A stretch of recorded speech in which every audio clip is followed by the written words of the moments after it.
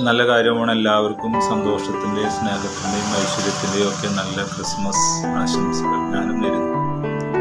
ഒന്ന് രണ്ട് കാര്യങ്ങൾ നിങ്ങളുടെ ശ്രദ്ധയിൽ പെടുത്താനാണ് ഞാൻ ആഗ്രഹിക്കുന്നത്.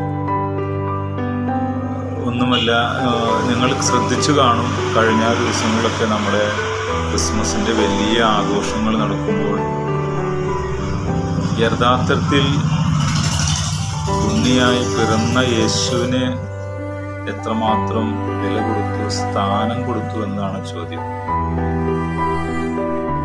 കുറെ പാപ്പാവേഷധാരികൾ വന്ന് ആടിയും പാടിയും ഒക്കെ നമ്മുടെ വീടുകളിലും തെരുവീതികളിലൊക്കെ കടന്നു പോയപ്പോൾ നമ്മുടെ വളർന്നു വരുന്ന തലമുറയും നാമും ഒരുപക്ഷെ ക്രിസ്മസ് എന്ന് പറഞ്ഞാൽ ഇതൊക്കെയാണെന്നുള്ള ചിന്തയിലൂടെ കടന്നുപോയി. 2025 വർഷങ്ങൾക്ക് മുമ്പ് ഉണ്ടായ ദൈവപുത്രന്റെ ജനനത്തെ ഓർക്കുന്നതാണ്, ജനനത്തെ, ആ ക്രിസ്തുവിനെ തന്നെ ഓരോരുത്തരുടെയും ഹൃദയങ്ങളിലും ഭവനങ്ങളിലും സ്വീകരിക്കുന്നതാണ് ക്രിസ്മസ് എന്ന സത്യം ഇന്ന് കച്ചവട സംസ്കാരത്തിൽ നാം മറന്നുപോകും. പൂർണ്ണ ഗർഭിണിയായ മറിയത്തെ കൊണ്ട് ഭർത്താവായ ഔസേപ്പ് തെരുവീതികളിൽ അലയുമ്പോൾ ആ ഭർത്താവിൻ്റെ മനസ്സിലുള്ള വേദന സങ്കല്പിക്കാൻ കഴിയാത്തതാണ്. നാമും ഭർത്താക്കന്മാരാണ്, പിതാക്കന്മാരാണ്. പ്രസവ വാർഡിൻ്റെ ലേബർ റൂമിൻ്റെ പുറത്തെ വാതിൽക്കലിൽ കാത്തു നിൽക്കുന്ന കുറച്ച് മണിക്കൂറുകൾ, അല്ലെങ്കിൽ വളരെ കുറച്ച് സമയം, മിക്കതും സിസേറിയനായി മാറുന്നു. അപ്പോൾ അനുഭവിക്കുന്ന ഒരു ഉള്ളിൻ്റെ ഉള്ളിലുള്ള ഒരു വേദനയും തിങ്ങലൊക്കെ ഉണ്ട്. അത് യഥാർത്ഥ അപ്പന്മാർക്ക് മനസ്സിലാക്കാൻ സാധിക്കും.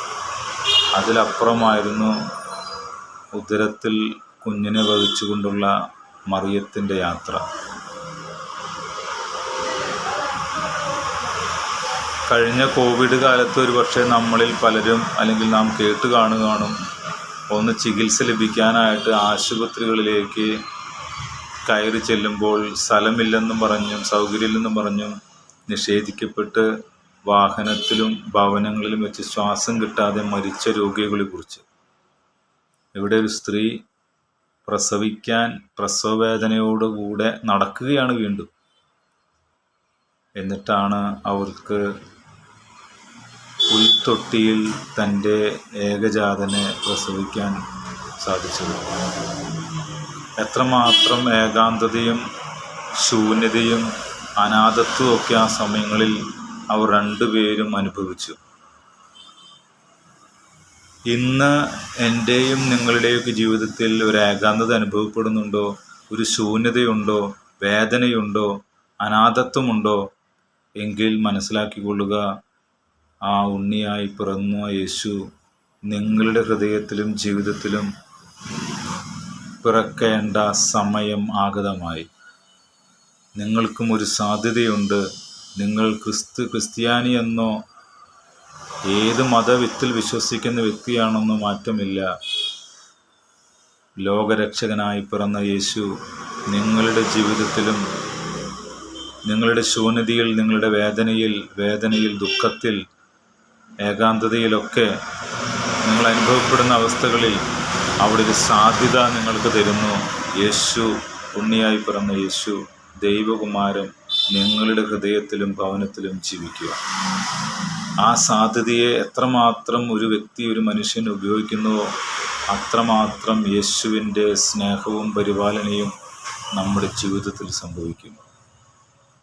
ഉണ്ണിയായി പിറന്ന യേശു പുൽത്തൊട്ടിയിൽ പ്രസവിച്ചത് പിറന്നത് മാത്രമല്ല, അവിടെ നിന്ന് അങ്ങോട്ടുള്ള അവൻ്റെ 33 വർഷത്തെ ജീവിതവും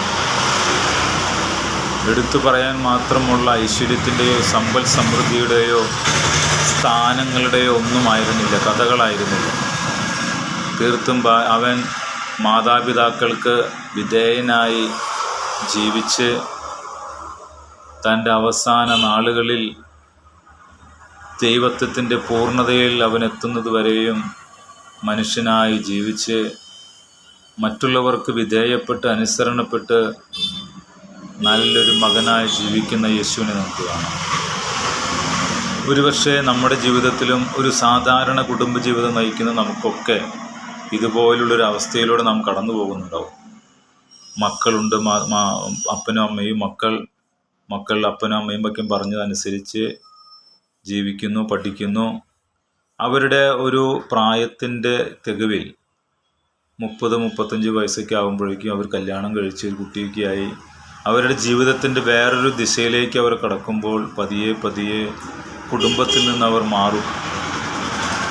ഇവിടെ യേശു അനുഭവിച്ചിരുന്ന ആ എല്ലാ തരത്തിലുള്ള വിധേയത്വത്തിൽ നിന്ന് മാറി യേശുവിൻ്റെ ദൈവത്വം, ദൈവപുത്ര സ്ഥാനം ലോകത്തിന് വെളിപ്പെട്ട് കഴിയുമ്പോൾ അവനിലൂടെ പ്രവർത്തിക്കുന്ന നിരവധി അത്ഭുതങ്ങളൊക്കെയുണ്ട്. എന്നാൽ പ്രിയപ്പെട്ട സഹോദര സഹോദരി, ഞാൻ പറയട്ടെ, ക്രിസ്തു നിൻ്റെ ഉള്ളിൽ വന്ന് ജനിച്ചു കഴിഞ്ഞാൽ പിന്നെ സഹനത്തിൻ്റെ, ദുഃഖത്തിൻ്റെ ഒക്കെ ഒരു തേരോട്ടമാണ്. യേശുവും അത് തന്നെയല്ലേ സംഭവിച്ചത്. അവസാന തുള്ളി രക്തം പോലും അവന് ചിന്തേണ്ടി വന്നില്ലേ. ഒരു തുള്ളി വെള്ളം പോലെ തോന്നുന്ന രക്തം, ജലമാണത്, അതുപോലും അവൻ തിരുവിലാവിൽ നിന്ന് കുത്തി തുറക്കപ്പെട്ടു. അത്രമാത്രം അവസാന സമയം വരെയും ചോരവാർന്ന് പീഡകളേറ്റ് അവൻ മരിക്കുന്നു. എന്നാൽ ലോകം കാണുന്നത് വേദനകളെയോ ദുഃഖങ്ങളെയോ നിങ്ങളിലെ നഷ്ടങ്ങളെയോ എങ്കിൽ ഈശോ കാണുന്നത് നിങ്ങളിലെ നന്മയെയാണ്, നിങ്ങളിലെ വിശ്വാസത്തെയാണ്. തീർച്ചയായും ഈ ലോകമല്ല, മറ്റൊരു ലോകത്തിൽ നമുക്കൊരു ജീവിതമുണ്ടെന്ന് അവൻ നമുക്ക് കാണിച്ചു തന്നിട്ടുണ്ടെങ്കിൽ ഇവിടെയുള്ള വേദനകളൊക്കെ നിസ്സാരവും ക്ഷണികവുമാണ്. ആഗ്രഹിക്കാം, പ്രാർത്ഥിക്കാം. എല്ലാ വർഷത്തെയും ക്രിസ്മസ് ആശംസകളെ പോലെ, സന്ദേശങ്ങളെ പോലെ ഏവർക്കും സമ്പൽ സമൃദ്ധിയും ഐശ്വര്യമൊക്കെ നൽകട്ടെ എന്ന് പ്രാർത്ഥിക്കുകയും ചെയ്യുന്നതിനൊപ്പം തന്നെ ഈ ഒരു ചിന്തയെയും മനസ്സിൽ കൊണ്ടുവരിക. ഉണ്ണിയായി പിറന്ന യേശുവിനെ നിങ്ങൾ ഹൃദയത്തിൽ സ്വീകരിച്ചിട്ടുണ്ടെങ്കിൽ ഇവിടുന്ന് അങ്ങോട്ട് ആ യേശുവിൻ്റെ അതേ ജീവിത രീതികൾ ഒരുപക്ഷെ നിങ്ങളിലും നിങ്ങളുടെ കുടുംബത്തിലും സംഭവിക്കും. വിശ്വാസത്തോടെ അത് കാണുക. എന്നാൽ അവസാന നാളിൽ നിനക്കൊരു ഉയിർപ്പുണ്ട്, സഹനമുണ്ട്, വേദനയുണ്ട്, അസ്വസ്ഥതകളുണ്ട്, പ്രതിസന്ധികളുണ്ട്. അതിനൊക്കെ സന്തോഷത്തോടെ സ്വീകരിച്ച് ധൈര്യത്തോടെ മുന്നോട്ട് പോയാൽ അതാ ഒരു വലിയൊരു ഉയർപ്പ് നിനക്ക് ലഭിക്കും. ഈശോ പറയുന്നില്ലേ, ഞാൻ ഈ ഭൂമിയിലേക്ക് വന്നത് സമാധാനമുണ്ടാക്കാനല്ല, ഭിന്നിപ്പുണ്ടാക്കാനാണ്, തീയിടാനാണ് ഞാൻ കടന്നു വന്നത്. ആ തീ ഇതിനകം കത്തി ജ്വലിച്ചിരുന്നെങ്കിൽ ഭൂമിയിലേക്ക് തീയിടാൻ വന്ന കർത്താവ്. ഈശോ പറഞ്ഞ വചനങ്ങളാണ്. അപ്പോൾ ഈശോ എന്നിലും നമ്മിലും ഒക്കെ വന്ന് ജനിച്ചാൽ വരുന്ന പല മാറ്റങ്ങളുണ്ട്. ലോകം നിന്നെ വിധിക്കും, കളിയാക്കും, എന്തേ ഇവൻ്റെ ജീവിതത്തിൽ എങ്ങനെ സംഭവിച്ചെന്നൊക്കെ പറയും. Don't worry, never mind. എത്രമാത്രം ലോകത്തിൻ്റെ കണ്ണിലൂടെ നിന്നെ മറ്റുള്ളവർ കണ്ടാലും നാം കാണേണ്ടത് ദൈവത്തിൻ്റെ കണ്ണിലൂടെ നമ്മയും മറ്റുള്ളവരുമേ. കിട്ടുന്ന അവസരങ്ങളെല്ലാം അവസാന നാളിലെ ആ ദൈവമഹത്വത്തിനോടൊപ്പം നിൽക്കാനുള്ള ദിവസത്തിന് വേണ്ടി എത്രമാത്രം ശേഖരിക്കുന്നോ അവിടെ നമ്മുടെ ജീവിതത്തിൽ നന്മകൾ സംഭവിച്ചു തുടങ്ങും. ഞാൻ എൻ്റെ സുഹൃത്തുക്കളോടും ഞാൻ എന്നോട് തന്നെയും പലപ്പോഴും പറയുന്ന കാര്യമാണ്, ക്രിസ്ത്യാനി എന്ന് പറഞ്ഞാൽ സഹനമുള്ളവനാണ്.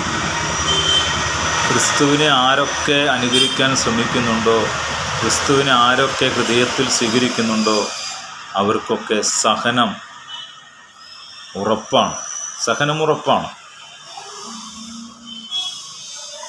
ഒരിക്കൽ കൂടെ സ്നേഹത്തിൻ്റെ ഭാഷയിൽ ഈശോ നിങ്ങളുടെ ഹൃദയത്തിൽ വന്ന് ജനിക്കട്ടെ എന്ന് ആഗ്രഹിക്കുന്നു. ക്രിസ്മസിൻ്റെ ഈ 1-ാം ദിനത്തിൽ ഉണ്ണിയായി പിറന്നവൻ ജനിച്ചിട്ട് ഇന്നേക്ക് ഒരു ദിവസം തികയാണ്. ഒന്ന് ആഗ്രഹിക്കാം, ആലോചിക്കാം. ഈശോ എൻ്റെ ഉള്ളിൽ പിറന്നിട്ടുണ്ടെങ്കിൽ ഇന്ന് അവൻ ഒരു ദിവസമായി. ആ ഈശോയെ സ്നേഹിക്കാൻ സാധിക്കട്ടെ. എല്ലാവർക്കും എല്ലാവിധ നന്മയും നേരുന്നു. ദൈവം നിങ്ങളെ സമൃദ്ധമായി അനുഗ്രഹിക്കട്ടെ.